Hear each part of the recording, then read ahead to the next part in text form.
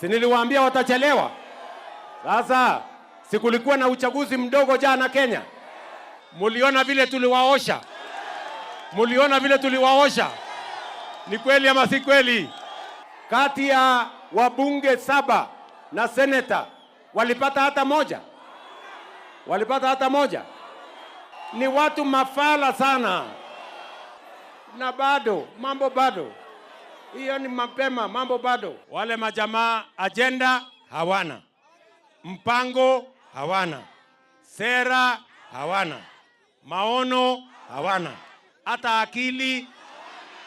Sasa niwaulize, hata kama wewe uko na huruma kiasi gani, huyo mtu utampatia nafasi, si atakuharibia nchi yako?